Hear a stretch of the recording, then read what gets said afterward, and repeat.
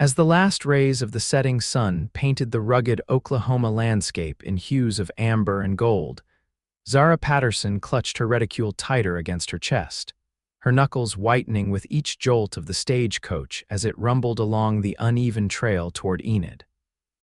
The year was 1885, and the promise of a new life at her uncle's prosperous mercantile awaited her if she could survive the journey.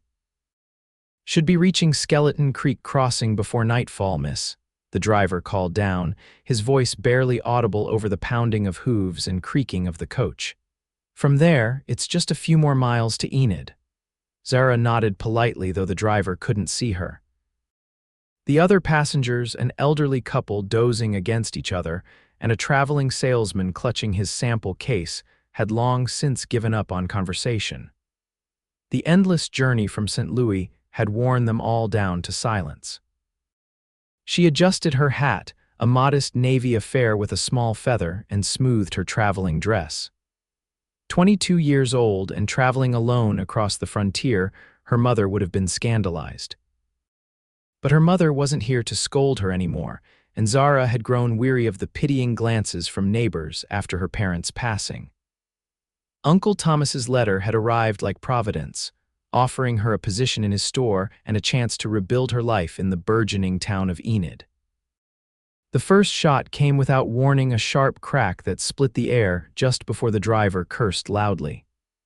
The stagecoach lurched violently to one side, sending the passengers tumbling against each other.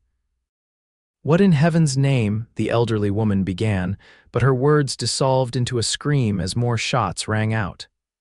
"Everybody down," the driver shouted as the coach picked up speed, horses galloping frantically.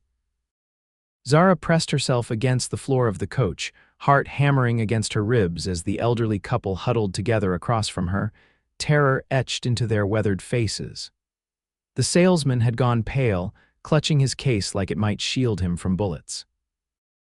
Through the small window, Zara caught glimpses of riders, 5, perhaps 6 men on horseback, bandanas pulled over their faces, revolvers glinting in the dying light as they pursued the coach. Their whoops and hollers carried on the wind, the sound chilling her blood. "Please God," she whispered, closing her eyes as the stagecoach rocked dangerously, threatening to overturn with each desperate turn the driver attempted. A shot rang out and the driver cried out in pain. The coach began to slow, the horses no longer responding to guidance. Zara felt her stomach drop as the inevitable became clear. They were being overtaken. "Everybody out with your hands up," a gruff voice commanded as the coach rolled to a stop, "and don't try nothing stupid." The door was wrenched open, and Zara found herself staring into the cold, gray eyes of a man whose lower face was obscured by a red bandana. He gestured impatiently with his revolver. "Out, now." Trembling, Zara allowed herself to be pulled roughly from the coach. The elderly couple followed, the woman weeping softly as her husband attempted to comfort her. The salesman emerged last, his hands already raised high. 6 men surrounded them, all mounted except for the one who had opened the door. The driver sat atop the coach, clutching his bleeding shoulder, his face contorted with pain and anger. "Ladies and gentlemen," one of the bandits announced, removing his hat in a mockery of politeness, "this here is a robbery. Valuables in the bag, and no one gets hurt worse than all Charlie up there already is." A burlap sack was thrust at them. The elderly man reluctantly removed his pocket watch, his wife her wedding band. The salesman surrendered his wallet with shaking hands. When the bag came to Zara, she hesitated, fingers curling protectively around her reticule. It contained the small inheritance her parents had left her, all she had to start her new life. "Come on, pretty lady," the bandit said, his tone hardening. "Don't make this difficult." Zara lifted her chin, a spark of defiance rising through her fear. "This is all I have in the world." The bandit's eyes narrowed. He dismounted, approaching her with deliberate slowness. "Then I reckon you'll be starting with nothing." As his hand shot out to grab her reticule, a single gunshot cracked through the air. The bandit jerked backward, his hat flying off as a bullet grazed it. The other outlaws whirled around, guns raised, searching for the source. A lone figure emerged from behind an outcropping of rocks 50 yards away, rifle raised, the last light of day glinting off its barrel. "That's far enough, boys," a deep voice called out. "Let the passengers be." The lead bandit recovered his composure, laughing harshly. "One man against 6. You must be either brave or stupid." "I'm just a fella who don't like seeing ladies frightened," the stranger replied, steadily advancing. As he drew closer, Zara could make out more of his features, tall and broad-shouldered, with a weathered cowboy hat pulled low over his eyes. "Last chance to ride away," the stranger warned, his rifle unwavering. The bandits exchanged glances, seemingly uncertain whether to take the lone man seriously. "Get him," the leader finally commanded, raising his pistol. What followed was a blur of movement and gunfire. The stranger dropped to one knee, firing with uncanny precision. One bandit fell from his horse, clutching his arm. Another's pistol was shot clean from his hand. The cowboy moved with the fluid grace of someone who had spent a lifetime in the saddle and handling firearms. He rolled behind a boulder as bullets chipped away at the stone, emerging on the other side to fire again. Zara and the other passengers pressed themselves against the stagecoach, the elderly couple praying aloud while the salesman covered his head. One of the bandits spurred his horse toward the cowboy, firing wildly. The stranger waited until the last possible moment before sidestepping, grabbing the bandit's arm as he passed and yanking him from the saddle. The outlaw hit the ground hard, his gun skittering away across the dirt. 3 bandits down. The remaining 3, including the leader, began to falter, their confidence visibly shaken by the unexpected resistance. "Who in the hell are you?" the leader shouted, firing another shot that went wide. The cowboy didn't answer, busy reloading his rifle with practiced ease. When he looked up, his eyes locked briefly with Zara's across the distance. Something passed between them, a silent promise of protection that made her breath catch. The leader seemed to notice the exchange. His gaze darted to Zara, then back to the cowboy, a malicious smile spreading beneath his bandana. "Maybe I'll take more than just her money," he called out, gesturing toward Zara with his gun. The taunt had its intended effect. The cowboy's stance shifted subtly, a dangerous tension evident in the set of his shoulders. His next shot came faster, closer to the leader than before. "You boys have about 5 seconds to clear out," the cowboy said, his voice deceptively calm. "Or we'll see how many of you I can put in the ground before sundown." One of the remaining bandits, a younger man whose hands had been shaking since the first shot, suddenly wheeled his horse around. "This ain't worth dying over, Pike," he called to the leader as he galloped away. The distraction was all the cowboy needed. He rushed forward, tackling the leader before the man could react. They rolled in the dust, grappling for control of the leader's pistol. The remaining bandit hesitated, unable to get a clear shot at the cowboy without risking hitting his leader. A shot rang out. For a terrible moment, Zara couldn't tell who had been hit. Then the cowboy rose slowly, the bandit leader's pistol in his hand, while the outlaw remained motionless on the ground, clutching his thigh and howling in pain. The last standing bandit raised his hands slowly. "Don't shoot, I'm done." The cowboy nodded grimly.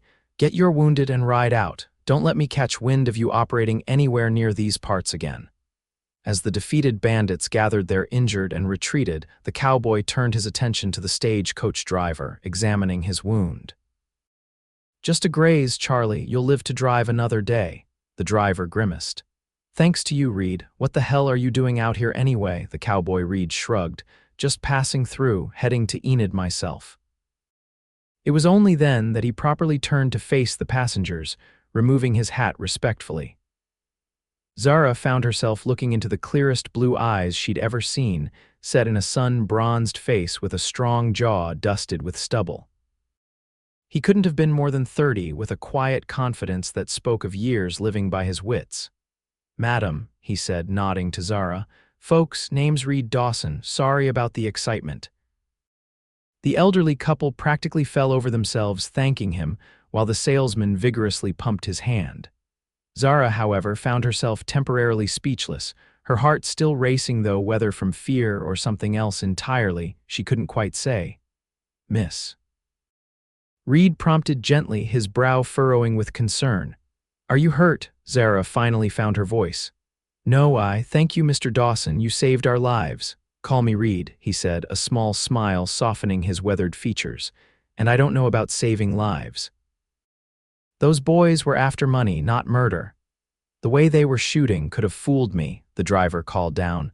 Coach ain't gonna make it to Enid tonight, folks. Wheels damaged and my arms in no shape for repairs. Reed surveyed the situation, squinting at the setting sun.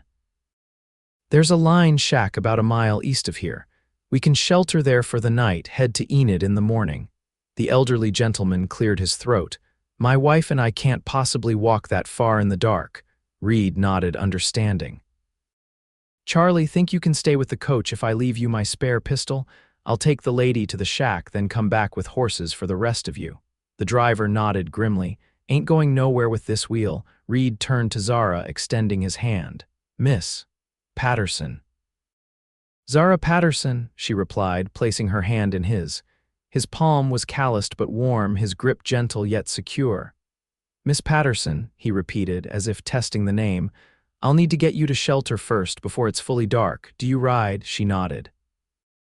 I grew up riding, though it's been some years. Reed whistled sharply, and a magnificent chestnut stallion trotted from behind the rocks where he'd been waiting. The horse approached with ears perked forward, clearly well-trained and responsive. In one fluid motion, Reed mounted, then extended his arm down to Zara. I'll have you back for the others as quick as I can, he assured the remaining passengers. Zara hesitated only briefly before allowing Reed to pull her up behind him. The saddle wasn't designed for two, forcing her to sit close, her arms tentatively encircling his waist. Hold tight, he instructed, and with a gentle command to his horse, they were moving across the open prairie, the last light of day fading around them. Zara had never been so close to a stranger, and certainly not a man as imposing as Reed Dawson. She could feel the solid strength of him, the steady rise and fall of his breathing, the subtle shifts of muscle as he guided the horse across the uneven terrain. Been traveling long. He asked over his shoulder, breaking the silence. 4 days from St. Louis, she answered, having to raise her voice slightly against the wind. I'm going to stay with my uncle in Enid. He owns the mercantile there. Thomas Patterson? Reed asked, surprise evident in his voice. Yes. Do you know him? Reed chuckled, the sound rumbling through his chest. Everyone in Enid knows Tom. Good man, fair prices, terrible poker player. Zara smiled despite herself. That sounds like Uncle Thomas. Are you from Enid then? A slight pause. Not exactly. I've got a small spread about 20 miles outside town, raise horses mostly. As they crested a small rise, Reed pointed to a simple wooden structure nestled against a copse of trees. There's the line shack. The small cabin was crude but sturdy, built for cowboys working the range to take shelter during storms or overnight stays away from the main ranch. Reed dismounted first, then helped Zara down, his hands at her waist momentarily before he set her gently on her feet. Wait here, he said, drawing his pistol before approaching the shack. He checked the interior thoroughly before returning to the doorway. All clear, it's basic, but it'll keep you warm and safe while I fetch the others. Zara followed him inside, taking in the sparse furnishings a small table with 2 chairs, a narrow bunk built into the wall, a simple fireplace with a few logs stacked beside it. Reed moved efficiently, lighting the lamp that hung on a hook by the door, then kneeling to start a fire. As the kindling caught, casting flickering light across the small space, Zara was struck by the strange intimacy of the situation. Hours ago, she had been a proper young lady on her way to a respectable new life. Now she stood in a remote cabin with a man she'd just met, a man who had shot people before her eyes, however justified. I'll be back with the others as soon as I can, Reed said, rising and dusting his hands on his jeans. Bolt the door behind me. There's a loaded shotgun under the bunk if you need it, though I don't expect trouble. Zara nodded, suddenly reluctant to be left alone. Mr. Dawson, Reed, thank you. I don't know what would have happened if you hadn't come along. Something flickered in his eyes, a moment of softness quickly masked. Just happened to be in the right place. He settled his hat back on his head. "Stay by the fire, it gets cold out here at night." After he left, Zara secured the door as instructed, then sank onto one of the wooden chairs, the events of the day catching up to her in a rush of delayed fear and exhaustion. She stared into the growing flames, trying to make sense of how quickly her journey had transformed from tedious to terrifying too. Whatever this strange situation was, one thing was certain: Reed Dawson was unlike any man she had ever encountered. The way he had faced down 6 armed men without hesitation, the confidence with which he handled himself in crisis, the gentleness beneath his rugged exterior. Despite the danger they'd faced, or perhaps because of it, Zara found herself intensely curious about the cowboy who had come to their rescue. She added another log to the fire and settled in to wait, wondering what the night would bring once Reed returned with their fellow passengers. The flames danced in the small fireplace, casting long shadows across the cabin's rough-hewn walls. Zara checked her pocket watch, a gift from her father on her 18th birthday, and saw that nearly 2 hours had passed since Reed had left. Worry began to gnaw at her. What if the bandits had returned? What if Reed had encountered trouble? Just as her imagination was conjuring increasingly dire scenarios, the sound of approaching horses broke the silence. She retrieved the shotgun from beneath the bunk, holding it awkwardly as she approached the window. Relief flooded her as she recognized Reed's tall figure leading 2 horses, one carrying the elderly couple, the other with the salesman perched uncomfortably behind Reed himself. She unbolted the door quickly. "I was beginning to worry." Reed dismounted, helping the elderly woman down with careful hands. "Had to ride slow for Mrs. Miller here. Charlie's staying with the coach for the night. I'll head back out at first light to help him with repairs." The small cabin quickly became cramped with 5 occupants.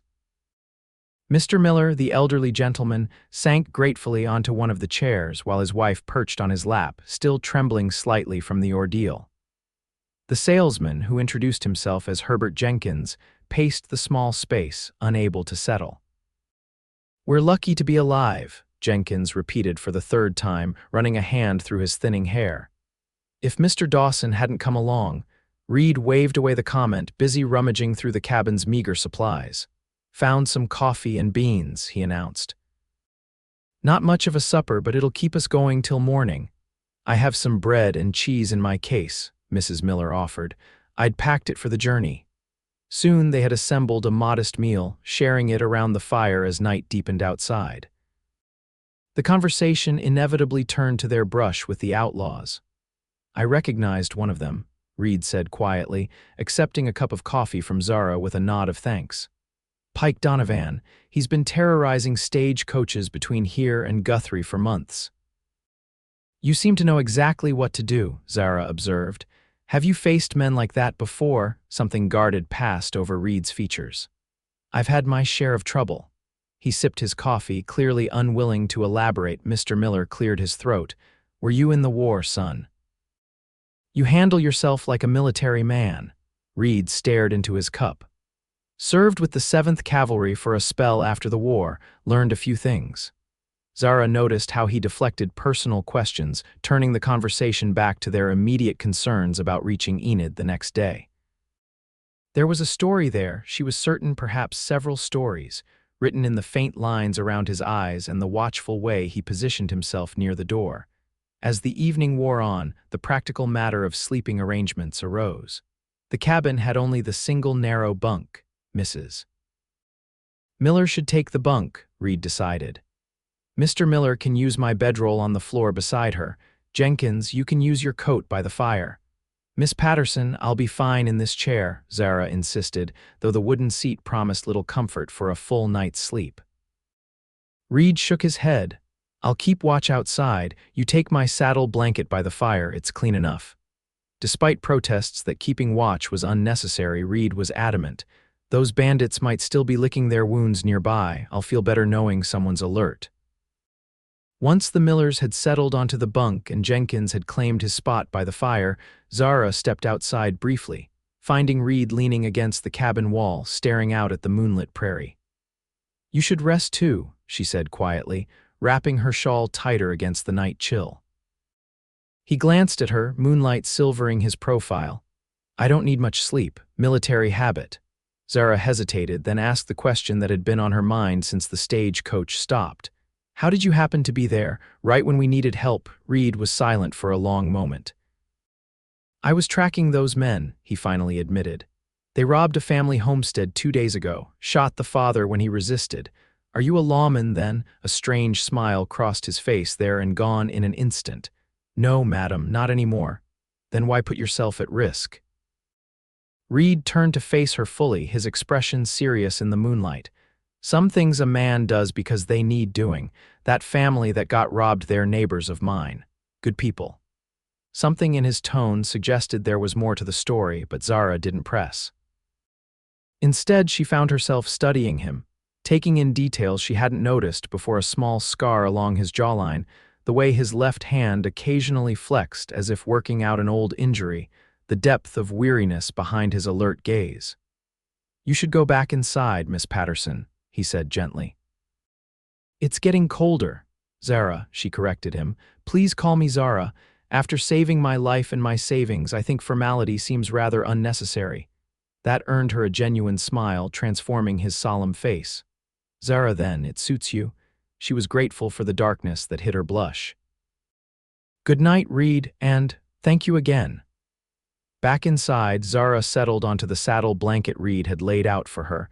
It carried the scents of leather, horse, and something distinctly masculine that she assumed was Reed himself. Despite the hard floor and strange surroundings, she found herself drifting off quickly, the events of the day having exhausted her completely. Her last conscious thought before sleep claimed her was of clear blue eyes and the comforting knowledge that Reed Dawson was standing guard just outside the door. Morning arrived with pale light filtering through the cabin's single window.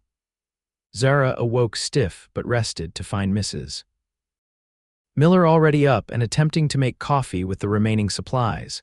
Mr. Jenkins was snoring softly by the dead fire while Mr. Miller sat at the table, massaging his arthritic knees.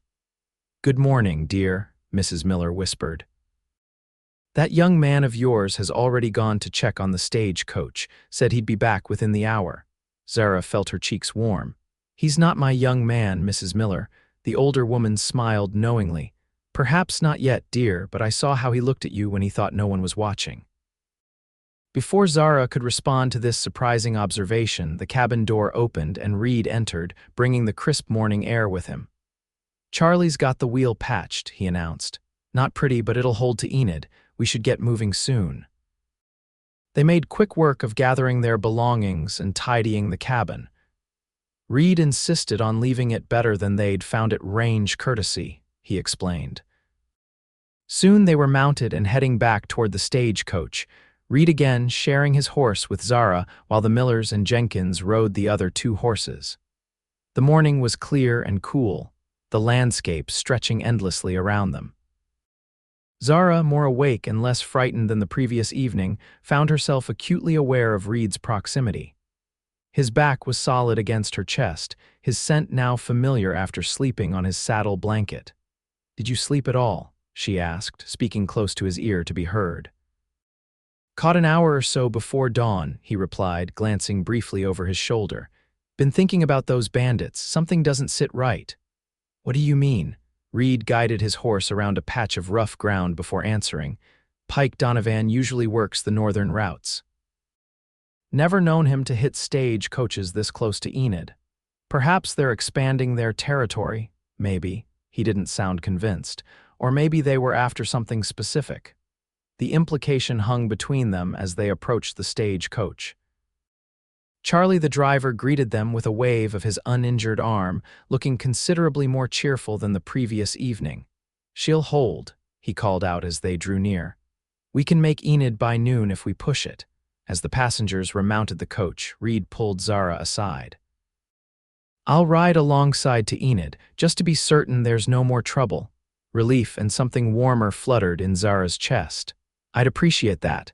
The journey resumed, with Reed riding vigilantly beside the coach.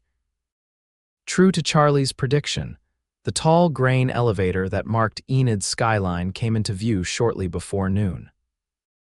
As they approached the growing town, Zara felt a curious mixture of anticipation and regret, eager to begin her new life, yet strangely reluctant to part from the man who had so unexpectedly entered it. Enid in 1885 was a town on the cusp of transformation. Already established as an important agricultural center for the territory, it buzzed with the energy of commerce and frontier ambition. The stagecoach rumbled down the main street, past the hotel, saloon, and various businesses before pulling up in front of Patterson's mercantile. A portly man with a magnificent mustache and kind eyes burst from the store as soon as the coach stopped. "Zara, my dear niece," Thomas Patterson exclaimed, rushing forward to help her down. "I was beginning to worry when you didn't arrive yesterday." "We had some trouble on the road, Uncle Thomas," Zara explained, embracing him warmly. "Bandits. We would have been robbed if not for Mr. Dawson here." Thomas turned to Reed, recognition and surprise crossing his face. "Dawson, Reed Dawson." Reed tipped his hat, dismounting smoothly. "Mr. Patterson, you know each other?" Zara asked, glancing between the two men. "Dawson supplies some of the finest horses in the territory," Thomas explained, extending his hand to Reed. "Though I had no idea he'd taken up stagecoach rescue as a sideline. Come in, both of you. You must tell me everything." As the other passengers bid their farewells and continued to their respective destinations, Zara found herself ushered into the mercantile, Reed following somewhat reluctantly behind them. The store was impressively stocked, shelves laden with everything from canned goods to fabric, tools to patent medicines. "Martha," Thomas called to a plump, pleasant-faced woman organizing a display of ribbons. "Put the kettle on, Zara's here and she's had quite an adventure." Martha, Thomas's wife of 20 years and Zara's aunt by marriage, rushed forward with exclamations of delight and concern. Soon they were settled in the family's living quarters behind the store, where Zara recounted the previous day's events with occasional clarifications from Reed. "6 bandits," Martha gasped, pressing a hand to her chest.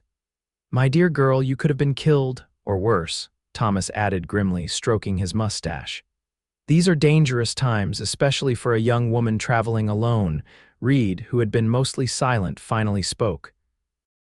"Pike Donovan's gang isn't known for that kind of trouble. They're thieves, not," he stopped, glancing at Zara and Martha. "They're just thieves," he finished. Thomas leaned forward, his expression serious. "Sheriff Tate's been trying to catch Donovan for months." "You should tell him what happened, Dawson." Reed nodded, rising from his chair. "I intend to, and then I should be getting back to my place." A sudden pang of disappointment shot through Zara at the thought of him leaving so soon. She stood as well. "I never properly thanked you, Mr. Dawson." "No thanks needed, Miss Patterson." His tone was formal again, the brief camaraderie of their shared adventure apparently at an end. Thomas cleared his throat. "Dawson, why don't you join us for supper tomorrow night? Least we can do to thank you for bringing our niece safely to us." Reed hesitated, glancing at Zara. Something unreadable passed through his eyes. "That's kind of you, but I insist," Thomas said firmly. 7 o'clock, Martha makes the best pot roast west of the Mississippi. Finally, Reed nodded. "Much obliged then, 7 o'clock tomorrow." He settled his hat back on his head, nodded to the ladies, and took his leave. As soon as the door closed behind him, Martha turned to Zara with undisguised curiosity. "Such a handsome man and so brave. Tell me everything about him, dear." Zara laughed, suddenly self-conscious. "There's nothing to tell, Aunt Martha. I only met him yesterday when he saved the stagecoach." "Martha, don't embarrass the girl," Thomas chided gently, though his eyes twinkled. "Though I must say, Zara, if you're going to have a knight in shining armor, you could do worse than Reed Dawson. His reputation with horses is unmatched in these parts." "What do you know about him?" Zara asked, trying to sound merely politely interested rather than eager for information. Thomas considered. "Not much, truth be told. Keeps to himself mostly. Came to the territory about 3 years ago, bought that spread outside town and started breeding horses. Does good business, pays his bills on time. Folks respect him." He paused. "There are rumors he rode with the law for a while before that, maybe as a marshal or deputy somewhere." "Never asked him myself." A man of mystery, Martha said with a romantic sigh. And did you see how he looked at you, Zara? Martha, Thomas warned again, but Zara's curiosity was piqued. How did he look at me? Martha smiled. Like a man seeing something precious he never expected to find. Zara dismissed her aunt's fanciful interpretation, but the words stayed with her as Thomas showed her to her room, a cozy space above the store that had been prepared for her arrival. As she unpacked her meager belongings and washed the dust of travel from her face, she found her thoughts continually returning to Reed Dawson. Had he really looked at her in some special way, or was Martha simply being a romantic? And why should it matter to her either way? She had come to Enid to build a new life, not to moon over the first man she encountered, no matter how heroically he had appeared in her life. Still, as she drifted off to sleep that night in her new bed, it was Reed's blue eyes and rare smile that followed her into dreams. The next day passed in a flurry of activity as Thomas and Martha acquainted Zara with the mercantile. She had worked in her father's bookshop in St. Louis, so retail wasn't entirely foreign to her, but the variety of goods and customers presented new challenges. By closing time, her head was swimming with prices, inventory, and the names of what seemed like half the town who had come in specifically to meet Tom's niece from back east. "You did wonderfully," Martha assured her as they prepared for supper. "The Henderson sisters were positively enchanted by you." Zara laughed, pinning her hair into a more formal style than she'd worn during the day. They spent 40 minutes debating the merits of calico versus gingham while examining every bolt in the store, and purchased both in the end. "Thomas says you have a natural gift for sales." Zara chose her best dress for the evening, a deep green that complemented her hazel eyes and brought out the auburn highlights in her brown hair. She told herself it was simply proper to dress for dinner guests, not that she was making any special effort for Reed Dawson in particular. At precisely 7 o'clock, a knock came at the store's back entrance. Thomas opened it to reveal Reed, looking markedly different than he had on the trail. His clothes were clean if simple, his hair neatly combed, and his face freshly shaven, revealing a strong jawline previously obscured by stubble. He clutched his hat in one hand and a bottle of whiskey in the other. "Evening, Mr. Patterson, ladies." His gaze lingered briefly on Zara before he offered the bottle to Thomas. "Brought this as a thank you for the invitation. Fine Kentucky bourbon," Thomas exclaimed appreciatively. Come in, and it's Thomas, please." "After saving my niece from bandits, I think we can dispense with formalities." Dinner was a pleasant affair, with Martha's pot roast living up to its reputation. Thomas kept the conversation flowing, sharing news and gossip about Enid and asking Zara questions about St. Louis. Reed spoke little unless directly addressed, but proved to be an attentive listener, his eyes often finding Zara's across the table. As Martha served apple pie for dessert, Thomas steered the conversation toward Reed. "I hear your Appaloosas took 2 prizes at the territorial fair last month. Planning to expand your operation?" Reed nodded, seeming more comfortable discussing horses than himself. "Thinking of adding a line of quarter horses, good all-around workers, and there's always demand." "Smart business," Thomas agreed. "Zara here will be helping us expand the mercantile. She has excellent ideas about adding books and stationery supplies." "You like to read, Miss Patterson?" Reed asked. "Very much," Zara replied. "My father owned a bookshop, so I grew up surrounded by stories." "What kind do you prefer?" "All kinds, really. History, poetry." She hesitated, then added with a small smile, "And I must admit a weakness for adventure stories. Though after our stagecoach encounter, perhaps I should stick to more peaceful subjects." A hint of amusement touched Reed's eyes. Sometimes real adventures are enough. After dinner, while Martha and Thomas cleared the dishes despite Zara's offers to help, Reed suggested a brief walk to aid digestion, as he put it. With Thomas's cheerful approval, Zara found herself strolling alongside Reed in the cool evening air, the streets of Enid quieting as night descended. "Your aunt and uncle are good people," Reed observed as they walked at a leisurely pace. "They are. I'm fortunate they offered me a home here." Reed glanced at her. "If you don't mind my asking, what happened to your parents?" Influenza last winter, Zara answered, the familiar ache of grief softened somewhat by time. They died within days of each other. I'm sorry, he said simply, and she appreciated that he didn't offer platitudes. What about your family? She asked after a moment. Reed's expression closed slightly. None to speak of. My mother died when I was young. Father wasn't much of one. They walked in silence for a few paces before he continued, surprising her. I left home at 16, worked cattle drives, broke horses, did whatever jobs came along. Joined the Army in '76, served 3 years. After that, I wore a deputy's badge in a few towns in Kansas. And then you came here to raise horses, Zara concluded, fitting together the pieces Thomas had mentioned. It seems a peaceful life compared to your previous occupations.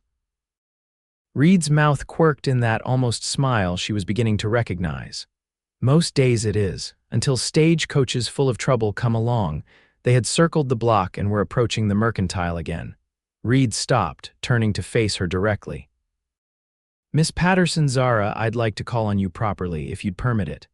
The directness of his request caught her off guard. In St. Louis, courtship proceeded along strictly formal lines, with carefully orchestrated social events and chaperone visits.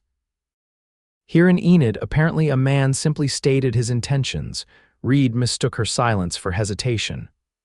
I understand if you'd rather not. You hardly know me, and yes, Zara interrupted, surprising herself with her boldness. I'd like that very much. The smile that transformed his face then was unlike any she'd seen from him before, open, genuine, almost boyish in its pleasure. Sunday, then, he suggested. I could take you riding, show you some of the country around Enid, if your uncle approves, of course. They returned to find Thomas and Martha waiting with poorly concealed curiosity. When Reed formally asked permission to take Zara riding on Sunday afternoon, Thomas beamed with approval while Martha clasped her hands in delight. As Reed bid them good night, his eyes met Zara's one final time, full of promise and something that made her heart beat faster. The man who had ridden into her life so dramatically was becoming more intriguing with each encounter. Sunday couldn't arrive quickly enough. The next few days passed in a blur of activity as Zara settled into her role at the mercantile. She discovered that she genuinely enjoyed the work, the variety of customers, the satisfaction of organizing the inventory, and especially her plan to add a small book section to the store. Thomas enthusiastically approved her proposal, and by Saturday they had cleared space and prepared an order to send east. Word of the stagecoach robbery attempt had spread through Enid, growing more dramatic with each retelling. By the weekend, according to town gossip, Reed had single-handedly fought off a dozen vicious outlaws while Zara had exhibited remarkable courage under fire. She found the exaggerations amusing but somewhat embarrassing, especially when customers came into the store specifically to hear her version of events. You're quite the celebrity, Martha teased as they closed the shop Saturday evening. And Mr. Dawson's reputation has grown even more formidable. Mrs. Henderson told me today that half the unmarried ladies in town are suddenly finding reasons to inquire about purchasing horses. Zara felt an unexpected twinge of jealousy at this news, which she immediately tried to dismiss. He did say he's hoping to expand his business. I'm sure he appreciates the interest. Martha's knowing smile suggested she wasn't fooled. I'm sure he does, though I doubt he's showing any of them the countryside tomorrow. Sunday dawned clear and mild, perfect weather for riding. Zara dressed carefully in her most practical skirt and a shirtwaist that would be comfortable for horseback. Her hair braided and pinned to stay secure under her hat. She was ready half an hour before Reed was due to arrive, pacing nervously in her room while Martha offered increasingly unnecessary advice about proper behavior on a riding excursion. Remember, dear, a lady always maintains a certain decorum, even in informal settings, Martha was saying when a knock at the door announced Reed's arrival. He stood on the threshold looking somewhat transformed from the trail-worn cowboy or even the dinner guest of earlier in the week. His clothes, while still practical, were clearly his best: a crisp white shirt under a well-made vest, dark trousers tucked into polished boots. His hair was neatly combed beneath his less weathered town hat, as he later called it. Most striking, however, was the brightness in his eyes when they fell on Zara, a warmth that made her momentarily forget her nervousness. "Miss Patterson," he greeted her, hat in hand. "I've brought a gentle mare for you to ride, thought she might suit you better than sharing my saddle again." Thomas appeared from the back room, nodding approvingly at the sight of Reed. "Taking good care of my niece, I see. Have her back by supper, Dawson." "Yes, sir, we won't go far." Outside, 2 horses waited, Reed's familiar chestnut stallion and a pretty dapple gray mare with intelligent eyes. Reed helped Zara mount, his hands strong and sure at her waist, lingering perhaps a moment longer than strictly necessary.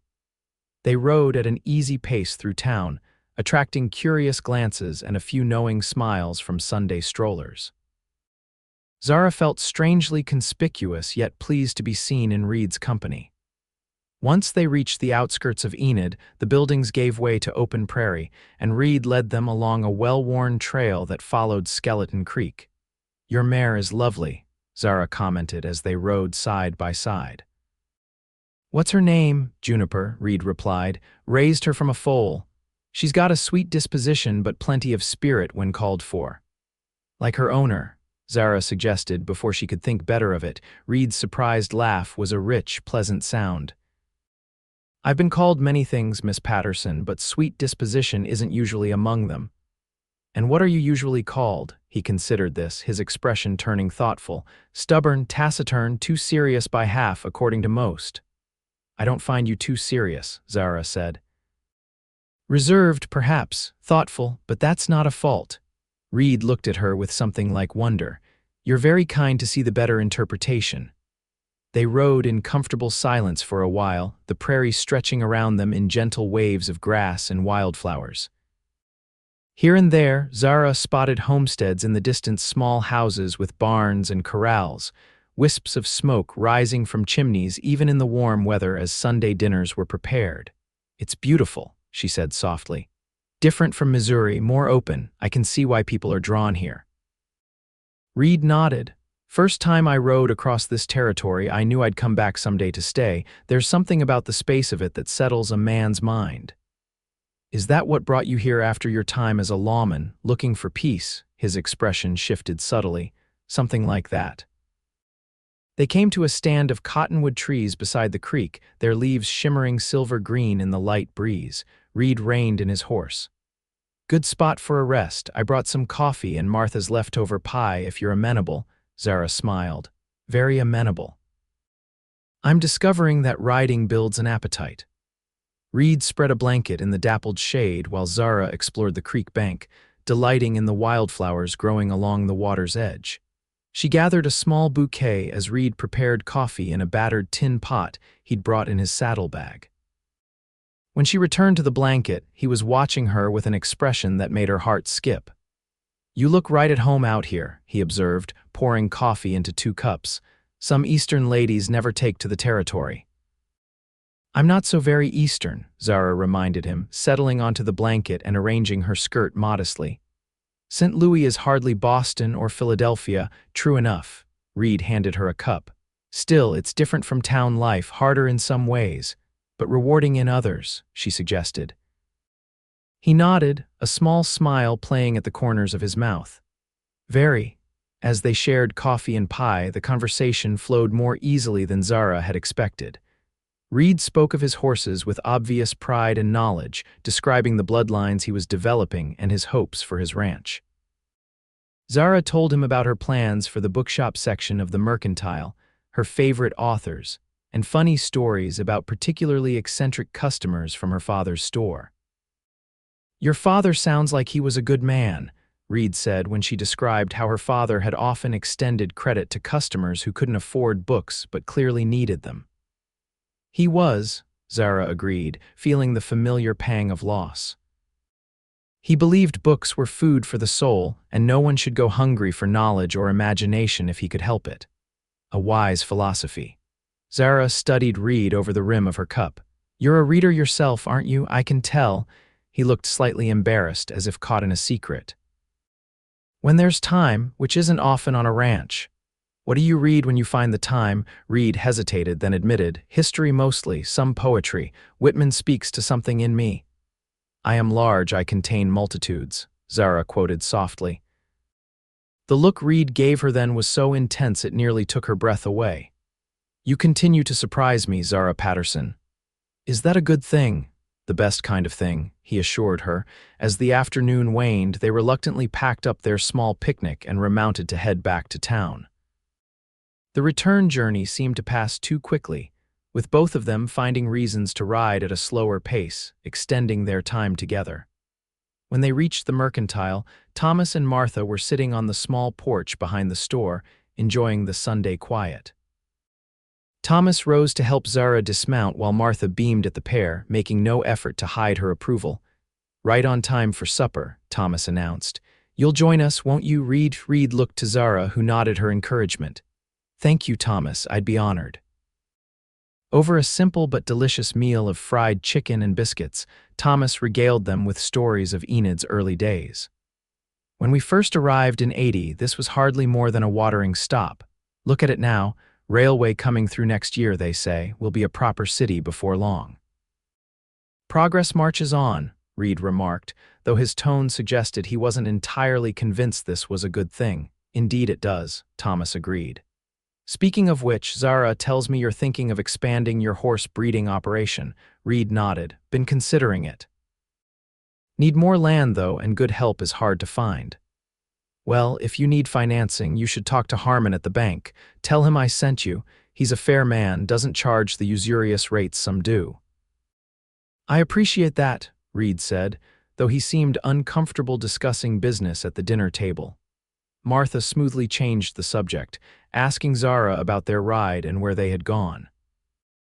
As Zara described the beautiful spot by the creek, Martha and Thomas exchanged a meaningful glance that Zara pretended not to notice.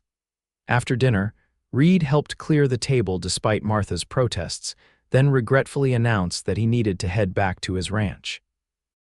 Got horses to tend to and an early start tomorrow. At the door, with Thomas and Martha tactfully retreating to give them a moment of privacy, Reed took Zara's hand in his. Thank you for today. I haven't enjoyed an afternoon so much in. Well, I can't remember when. Zara's pulse quickened at his touch. Neither have I. Thank you for showing me the countryside. I'd like to do it again, he said, his voice lowering slightly. Perhaps next Sunday. I'd like that very much. Reed's thumb brushed lightly over her knuckles, sending a small shiver up her arm. Good night, Zara. Good night, Reed. She watched from the doorway as he mounted his horse and rode away, raising his hand in a final farewell before turning the corner. Only when he was out of sight did she close the door, leaning against it with a sigh that was equal parts contentment and anticipation. Martha appeared in the hallway, her expression knowing. That man is smitten with you, dear. Zara felt her cheeks warm. We're only beginning to know each other, Aunt Martha. Sometimes that's all it takes, Martha replied with a gentle smile. Your uncle proposed to me after 2 weeks of courtship. When it's right, you know. As Zara prepared for bed that night, she found herself wondering if Martha might be correct. There was something between her and Reed Dawson that defied conventional timelines, a connection that had sparked during danger and was growing steadily with each meeting. Whether it was simply the dramatic circumstances of their first encounter or something deeper, she couldn't deny that thoughts of the quiet, honorable cowboy occupied her mind more than was probably proper for such a new acquaintance. Sleep came slowly that night, her dreams filled with open prairies, running horses, and blue eyes that seemed to see straight into her soul. The next week established a pattern that would continue through the early summer. Reed appeared at the mercantile every few days, sometimes with a legitimate reason to purchase supplies. Other times with transparent excuses that fooled no one, least of all Thomas and Martha, who welcomed him warmly each time. Their Sunday rides became a cherished ritual. Reed showed Zara more of the territory surrounding Enid hidden valleys, spectacular vistas, a small waterfall that appeared only after spring rains. Sometimes they talked for hours, sharing stories and opinions. Other times they rode in comfortable silence, content simply to be in each other's company, Gradually, Zara learned more about Reed's past. How he had left his father's failing farm in Tennessee as a teenager after one beating too many. His years drifting through Texas and Kansas, working ranches and cattle drives. His time with the 7th Cavalry had been brief but eventful, though he spoke little of specific campaigns, preferring to remember the camaraderie of his fellow soldiers and the spectacular landscapes they had traversed. Of his years wearing a lawman's badge, he was even more reticent. "Made some enemies," was all he would say when Zara gently pressed. "Did some things I'm not proud of, even if they were necessary at the time." In turn, Zara shared her own history, her happy childhood in St. Louis, her education at a respectable ladies' seminary, her parents' loving but sometimes overprotective nature. "They wanted to shelter me from life's harsher realities," she explained during one ride. "I sometimes wonder what they would think of me now, riding across the Oklahoma Territory with a former deputy marshal."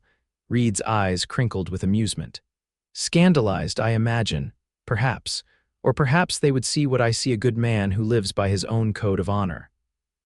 His expression sobered at that, and for a moment, Zara thought she had said too much. Then he reached across the space between their horses and took her hand, bringing it briefly to his lips in a gesture so gentle and unexpected that tears sprang to her eyes. "You see better things in me than I deserve, Zara Patterson," he said softly, "but I'm grateful for it all the same." By the 4th Sunday, it was clear to everyone in Enid that Reed Dawson was courting Thomas Patterson's niece. The town buzzed with gossip, some of it kind, noting what a handsome couple they made, some less charitable, wondering what a refined lady from St. Louis saw in a solitary horse breeder with a mysterious past. Zara ignored the talk, finding unexpected confidence in Reed's steady affection and her growing feelings for him. The Mercantile thrived under her influence, with the new book section proving particularly popular. Thomas often joked that he should have invited her west years earlier. Life settled into a pleasant rhythm, with each day bringing Zara and Reed closer. He became more comfortable around Thomas and Martha, revealing a dry wit that often had them all laughing during Sunday suppers. Zara, in turn, blossomed under his attentions, discovering a boldness in herself she hadn't known existed before coming west. It was on their 6th Sunday ride, at their now favorite spot by the creek, that Reed first kissed her. They had been discussing a book of poetry. Zara had ordered specially for him Leaves of Grass by Whitman when the conversation lapsed into a charged silence. Reed's gaze dropped to her lips, then back to her eyes, asking a silent question. Zara's slight nod was all the permission he needed. He leaned forward slowly, giving her every chance to pull away. When his lips finally met hers, the contact was feather-light at first, almost tentative. Then, as Zara's hand came up to rest against his chest, Reed deepened the kiss, one hand cradling her face with exquisite tenderness. When they finally parted, Zara's heart was racing, her breath coming in small, quick gasps. Reed's eyes had darkened to the color of a summer storm, his own breathing unsteady. "I've been wanting to do that since I first saw you step down from that stagecoach," he confessed, his voice rough with emotion. "Even covered in dust and terrified?" Zara asked, trying to lighten the moment even as her pulse continued to hammer. Reed smiled, brushing a strand of hair from her face.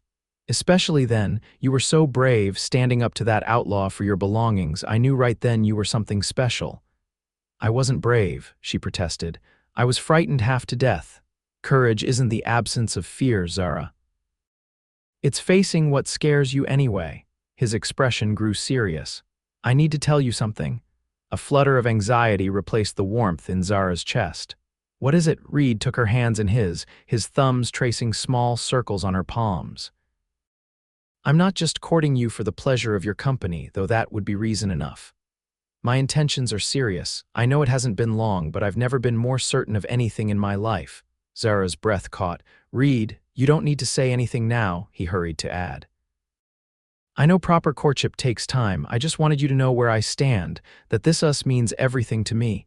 Tears pricked at Zara's eyes, not of sadness but overwhelming emotion. "It means everything to me too." Reed's smile then was like sunrise breaking over the prairie. He kissed her again, more confidently this time, his arms encircling her waist and drawing her closer. Zara melted into his embrace, all thoughts of propriety momentarily forgotten in the joy of being held by the man she was rapidly falling in love with. They rode back to town later than usual that day, both of them reluctant to end their time alone together. Thomas and Martha exchanged knowing looks when they returned, but made no comment beyond inviting Reed to stay for supper as usual. As summer deepened, so did Zara and Reed's relationship. Their Sunday rides often included stops at his ranch, where he proudly showed her the improvements he was making to the property, a new barn under construction, corrals being expanded, plans for a larger house to replace the simple cabin he currently occupied. "It's not much now," he admitted as they stood on the porch of his modest home, "but I have plans." Zara could see the potential in everything: the fertile rolling acres, the healthy horses grazing in the distance, the clear creek that ran through the property. Most of all, she saw Reed's pride in what he was building, his vision for the future. "It's wonderful," she told him honestly. "You've accomplished so much on your own." His expression softened as he looked at her. "Not entirely on my own, not anymore." The words hung between them, full of meaning and promise. It was during their 9th Sunday together, as August heat shimmered across the prairie, that their peaceful courtship was abruptly interrupted. They had just returned from their ride and were helping Thomas close the mercantile for the evening when the town's sheriff burst through the door, his expression grim. "Dawson," he said without preamble, "Pike Donovan's been spotted near Skeleton Creek with his gang. Thought you'd want to know." Reed's posture changed instantly, tension replacing the relaxed demeanor of moments before. "How many men?" "5, maybe 6. Same bunch from the Stagecoach robbery by description." Zara felt a cold dread settle in her stomach. "Why would they come back? There are no stagecoaches running today." The sheriff glanced at her, his expression grave. "Don't rightly know, miss, but word is they've been asking about Dawson here and you." Reed's face hardened into an expression Zara had never seen before: cold, dangerous, the lawman he had once been suddenly visible beneath the horse breeder she had come to know. "When were they spotted?" he asked, his voice clipped. "Couple hours ago." "I'm gathering a posse to ride out at first light." Reed shook his head. "That'll be too late. They'll be gone by morning if they have any sense." He turned to Thomas. "I need to borrow your shotgun." Thomas nodded grimly, already moving toward the back room where the weapon was kept.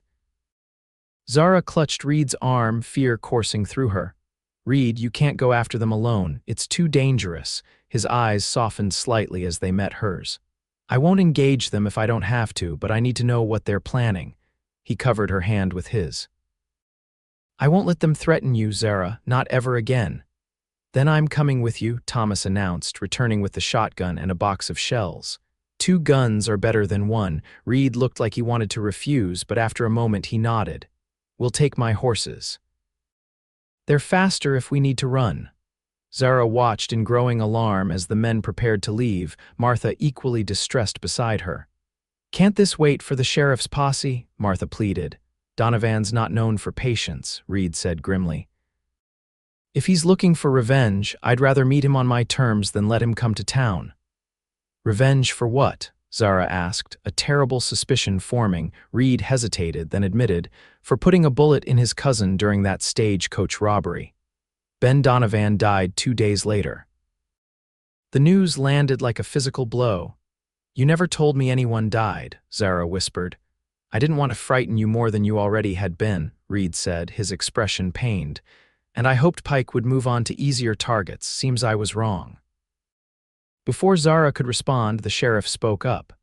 "If you're set on this, Dawson, I'm coming too. Been after Donovan too long to let this chance slip." Reed nodded grimly. "We leave in 15 minutes. Meet at the livery." As the sheriff departed, Reed took Zara's hands in his. "I'll be back before midnight," he promised. "Stay with Martha. Keep the doors locked." "Be careful," she whispered, fear making her voice shake. "Please." Reed's kiss was swift but fierce, conveying everything words could not in that moment. Then he was gone, striding out with Thomas close behind him, determination in every line of his body. The hours that followed were among the longest of Zara's life. She and Martha sat in the small parlor behind the store, jumping at every sound. The shotgun Thomas had left behind loaded and ready nearby. They tried to distract themselves with conversation and mending, but their thoughts remained fixed on the men who had ridden into potential danger. "They'll be fine," Martha said repeatedly, though her voice grew less convinced with each passing hour. "Thomas is a good shot, and your Reed knows how to handle himself. Your Reed," the simple phrase echoed in Zara's mind. When had he become hers? And would she lose him just as she was realizing how deeply she cared? Midnight came and went with no sign of the men. Zara paced the small room, alternately praying and imagining the worst. Martha had dozed off in her chair, exhaustion finally overcoming worry. It was nearly 2 in the morning when hoofbeats sounded in the alley behind the store. Zara rushed to the window, Martha startling awake at the noise. Through the darkness, Zara could make out 3 riders approaching slowly. "It's them," she breathed, relief washing over her. But as they drew closer, she realized something was wrong. One of the men was slumped forward in the saddle, another supporting him. Martha flung open the door as they arrived. Thomas dismounted first, his face grim. "Get water boiling and bandages ready," he ordered without preamble. The sheriff was next, helping Reed down from his horse. Reed's shirt was dark with blood on one side, his face pale in the lantern light. "Reed," Zara cried, rushing forward to support him as he staggered slightly. "It's not as bad as it looks," he assured her through gritted teeth, though his weight against her suggested otherwise. They helped him inside and onto the sofa in the parlor. Martha was already heating water while Thomas retrieved the medicine box from the kitchen cupboard. Zara knelt beside Reed, helping him remove his blood-soaked shirt to reveal a ragged wound in his left side. "Bullet went clean through," the sheriff explained, removing his hat and running a hand through his hair. "Got lucky. Few inches to the right and we'd be having a very different conversation." "What happened?" Zara demanded, pressing a clean cloth to the wound as Martha had instructed, trying to stem the bleeding while maintaining her composure. The men exchanged glances. "Donovan was waiting for us," Thomas finally said, "had his men positioned along the creek. Must have spotted us coming. Ambush," Reed added, wincing as Zara applied more pressure. "Should have been more careful," the sheriff nodded grimly. "They got the drop on us, but Reed here managed to turn the tables, shot 2 of them, including Pike. Dead." Martha asked, returning with hot water and clean bandages. "No," Reed said, his voice strained. "Wounded. Sheriff has them locked up at the jail. They'll stand trial for the Stagecoach robbery and attempted murder." "And this?" Zara asked, indicating his wound. "Pike's last shot before he went down," Reed admitted. "Careless of me." Zara fought back tears as she helped Martha clean and bandage the wound. The bullet had indeed passed through the fleshy part of Reed's side without hitting any vital organs, but he had lost a considerable amount of blood and was clearly in pain despite his attempts to downplay the injury. "He needs a doctor," Zara insisted. "Doc Miller's out at the Henderson place," the sheriff said. "Their boy's got the fever. I sent word, but he might not be back till morning." "Then he stays here tonight," Martha declared in a tone that brooked no argument. "Thomas, help me make up the guest room." As they busied themselves with preparations, Zara remained by Reed's side, holding his hand tightly in hers. "You promised you wouldn't engage them," she said softly, a hint of accusation in her voice. Reed's fingers tightened around hers. "They were planning to come to town, for you, Zara. Pike believed taking you would hurt me worse than any bullet." A chill ran through her at his words. How could he know about us, small towns, word travels? Reed's expression darkened. "I'm sorry I brought this danger to your door." "Don't," Zara said fiercely. "Don't apologize for protecting me, for being the man you are." She brushed his hair back from his forehead, her touch gentle. "But if you ever scare me like this again, Reed Dawson, I won't be so understanding." A ghost of a smile touched his lips. "Yes, madam." With Thomas and the sheriff's help, they managed to get Reed upstairs to the guest room. The doctor arrived shortly before dawn, confirming that while the wound was serious, Reed would recover fully with proper rest and care. "Keep him in bed for at least 3 days, doctor." Miller instructed Zara and Martha. Then limited movement for a week after that, no riding, no heavy lifting. I'll make sure of it, Zara promised, already anticipating Reed's resistance to such restrictions. As predicted, he was a difficult patient, chafing at the enforced idleness. By the second day, he was attempting to get out of bed against doctor's orders, insisting he needed to check on his horses and the ranch. Your foreman is handling everything, Zara reminded him firmly, pushing him gently back against the pillows. Jacob rode out yesterday and reported all is well. Your job now is to heal. Reed captured her hand, bringing it to his lips. My job would be easier if my nurse weren't so distracting. Zara felt her cheeks warm at his teasing tone.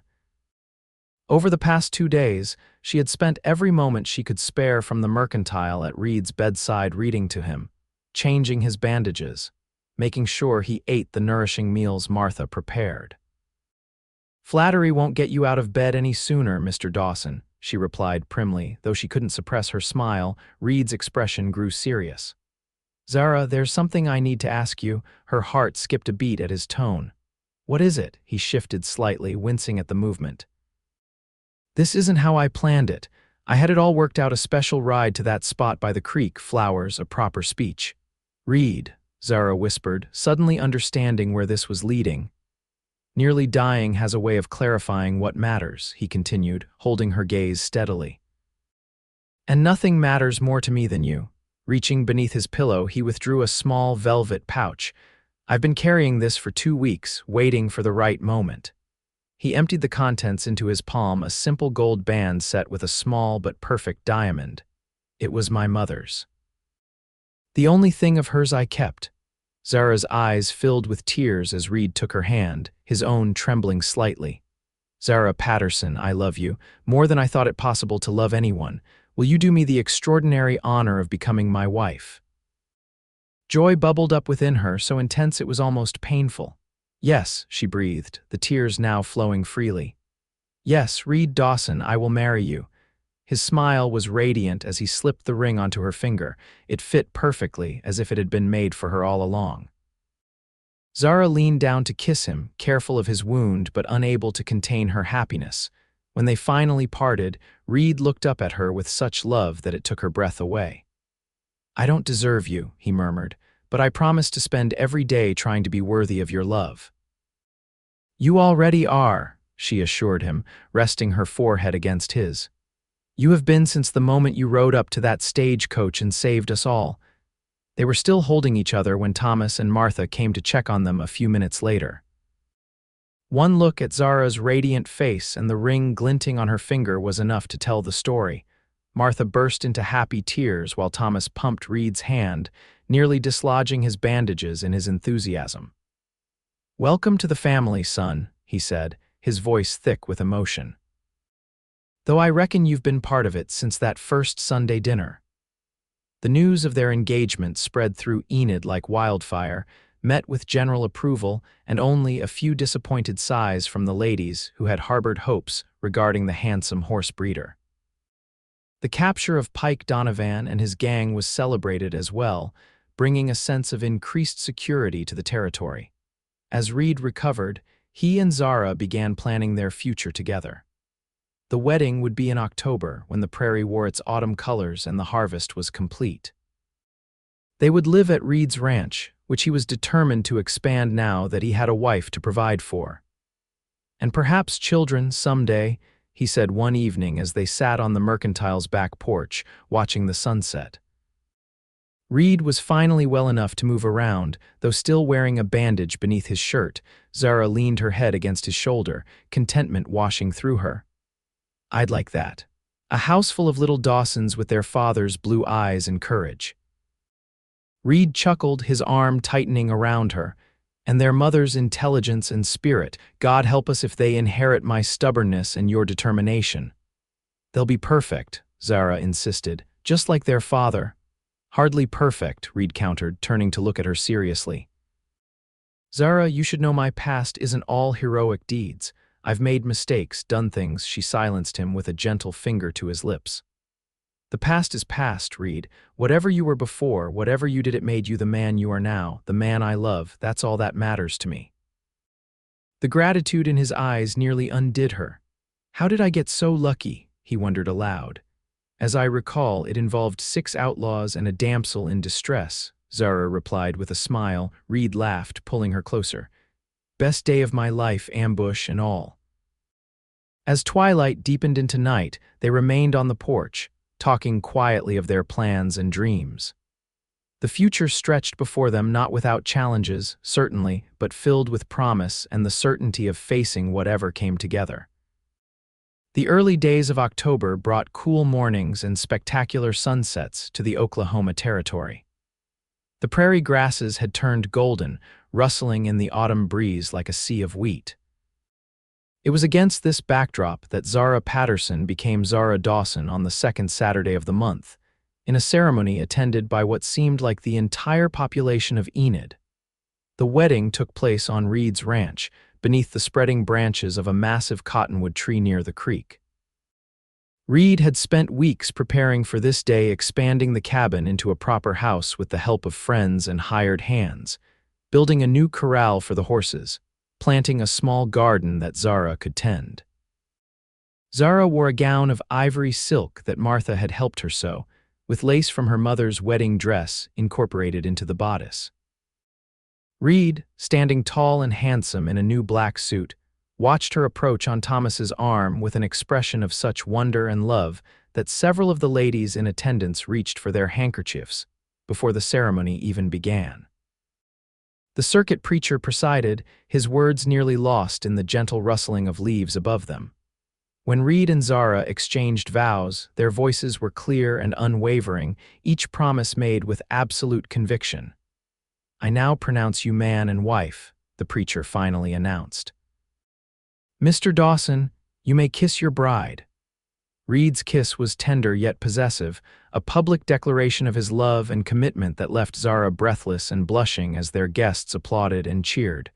The celebration that followed lasted well into the evening. Tables laden with food stretched across the yard, lanterns were hung from tree branches, and a local fiddler provided music for dancing. Reed and Zara moved through the crowd, accepting congratulations and well wishes from neighbors, townspeople, and the handful of relatives who had managed to make the journey from back east. As the sun began to set, casting long shadows across the property that was now their home, Reed drew Zara away from the festivities to a quiet spot by the creek. "Happy, Mrs. Dawson?" he asked, his arms encircling her waist as they watched the water flow past. "More than I ever imagined possible," Zara answered truthfully, leaning back against his chest. "And you? I have everything I could ever want right here," he murmured, pressing a kiss to her temple. "The most beautiful, courageous woman in the territory as my wife, land that's finally starting to feel like a real home and a future brighter than I deserve." Zara turned in his embrace to face him. "You deserve every happiness, Reed. And I intend to spend our life together, making sure you never doubt that again." His kiss was answer enough, full of promise and passion that would have scandalized their guests had any been nearby to witness it. When they finally returned to the celebration, the knowing smiles and raised eyebrows suggested their brief absence had not gone unnoticed. As darkness fell and lanterns were lit, Reed led Zara onto the makeshift dance floor for their first dance as husband and wife. The fiddler played a slow, sweet melody as they moved together, lost in each other's eyes. "I love you, Reed Dawson," Zara whispered, the words meant for him alone. "And I love you, Zara Dawson," he replied, his voice rough with emotion. "Today, tomorrow, and every day that follows." Later, much later, when their guests had departed and they were finally alone in their new home, Reed carried Zara across the threshold as tradition demanded. The house was simple but comfortable, filled with thoughtful touches that showed how much care Reed had taken in preparing it for her bookshelves built specially for her growing collection. Curtains at the windows that matched the blue of the prairie sky, a rocking chair by the fireplace where she could sit and read on winter evenings. "It's perfect," she told him, meaning it with all her heart. Reed's smile was tender as he drew her into his arms. "Welcome home, Mrs. Dawson." The years that followed brought both joy and challenges to the Dawson ranch. Reed's horse breeding business flourished, his reputation for quality stock spreading throughout the territory and beyond. Zara divided her time between helping at the ranch and continuing to work at the mercantile, where she had expanded the book section into a proper lending library that served the growing community of Enid. Their first child, a son they named James Thomas, arrived just after their first anniversary, a sturdy boy with Reed's blue eyes and Zara's determined chin. Their daughter, Margaret Rose, followed 2 years later, a dainty girl with her mother's auburn hair and her father's quiet intensity. The ranch grew alongside their family.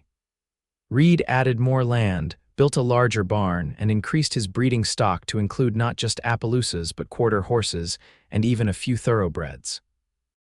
Zara planted trees around the house and expanded her garden, making their home a place of beauty as well as practicality.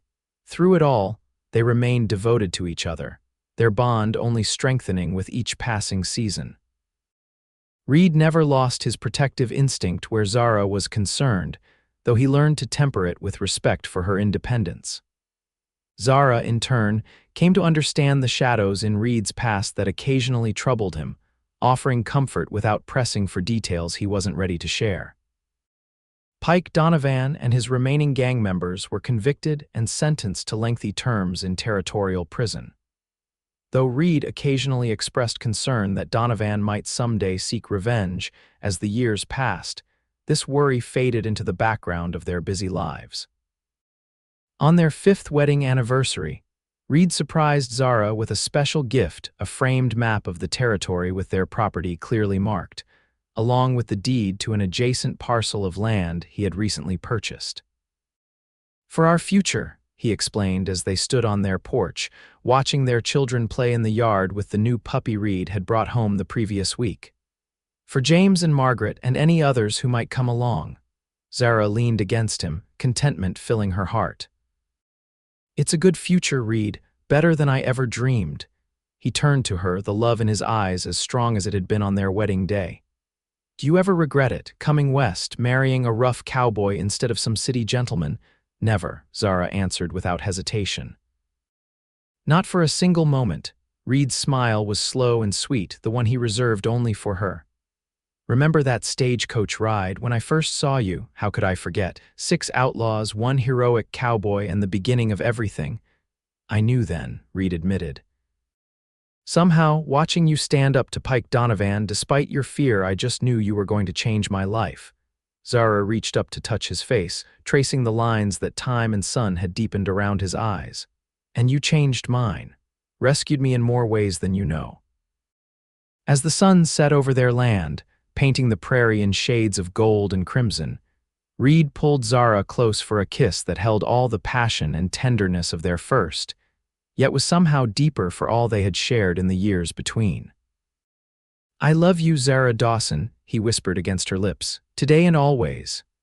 "And I love you, Reed Dawson," she replied, her heart full to overflowing. "My cowboy, my hero, my home." In the distance, their children's laughter mingled with the evening songs of meadowlarks and the gentle rustling of prairie grasses. The ranch house stood solid against the darkening sky, windows glowing with welcoming light. And as night fell over the Oklahoma territory, Reed and Zara Dawson held each other close, grateful for that fateful day when a stagecoach ambush had led them to a love that would sustain them through all the seasons of their lives together.